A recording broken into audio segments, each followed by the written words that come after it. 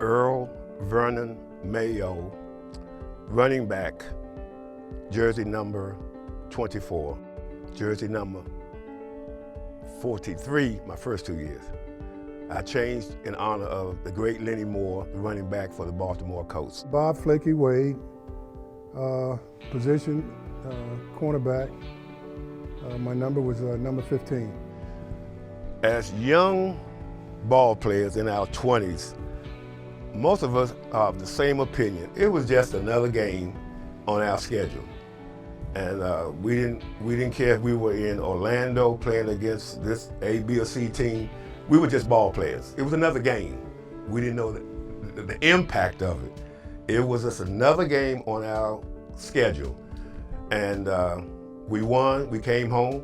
Coach Banks, go to class, turn your uniforms in. See you next year. And of course, playing that game in Florida, which was, it was very rewarding. But at the time, I did not realize the significance of the game.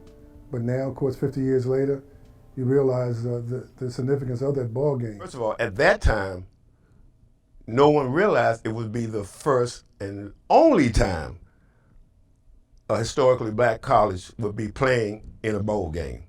The first time a predominantly black institution played a predominantly all-white institution. And the game was, of course, played on national TV up and down the eastern seaboard. So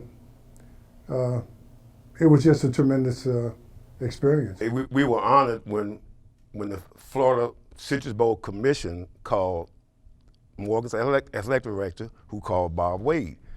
And it was just a great feeling to know that that game 50 years ago was so important to the people in Orlando this year, the 50th year.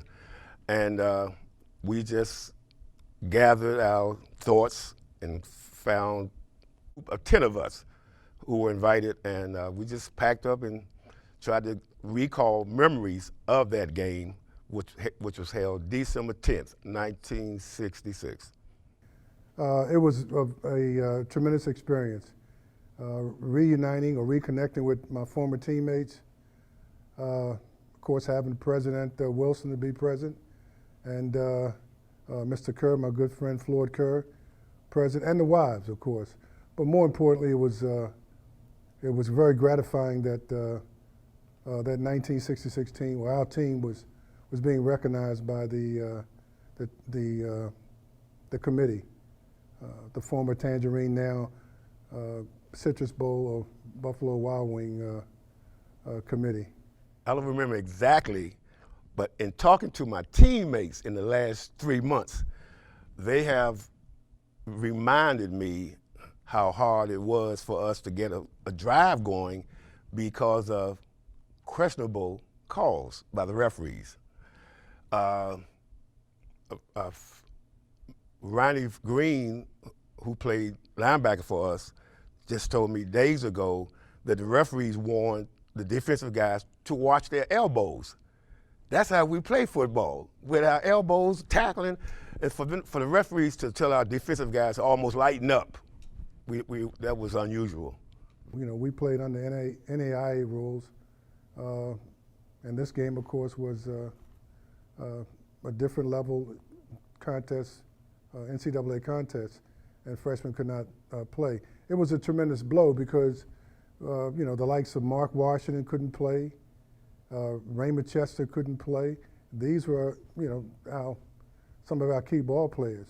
But we rallied around, those, the guys who could play. We rallied together and we did the best we could with the, being short-numbered. We did the best we could. Coach Banks, he was a tremendous tactician, an outstanding coach. He made the adjustments. He moved some personnel around and said they had to play different positions or, what I recall, he just told us to, to keep doing what we were doing, make the adjustments. We made some adjustments because Westchester, they like to pass. They were a very good passing team. And we made some adjustments. Jesse Thomas was our defensive backfield coach, and we made some adjustments between the cornerbacks. Ed Hayes was our safety. He instructed us to make some adjustments, namely, playing inside out on slot receivers. We did that, and we came out victorious. Coach Banks, we shared the same name, first name, Earl. And I remember when I first saw him, he came to D.C. I was at Spingarn High School, and he said, "Wow, you're a big guy for a running back."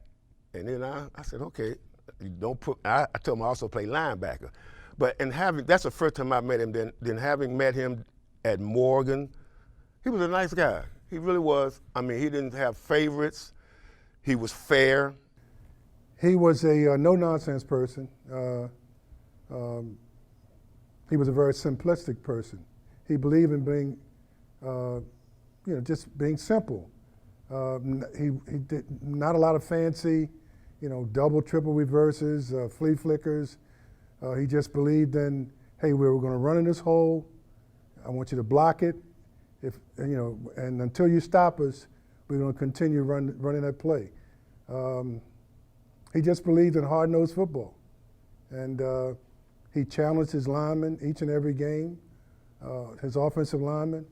He would always identify the so-called top defensive player, and he would challenge his linemen. You can't block him. I believe he'll be all world on you. He was a good psychologist. He really psyched guys up to give their all. Well, Coach Banks and other coaches, Coach Hill, Coach Hurt, they all instilled academics. There was no, we're going to practice and skip classes. He allowed us to go to classes, like some guys had lab classes past practice time. He knew that was more important at that time than football. The life of a student athlete was very, very rigorous.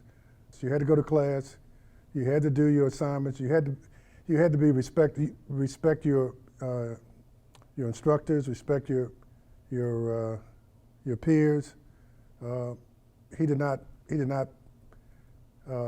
tolerate guys not doing what they were supposed to do, both academically and athletically.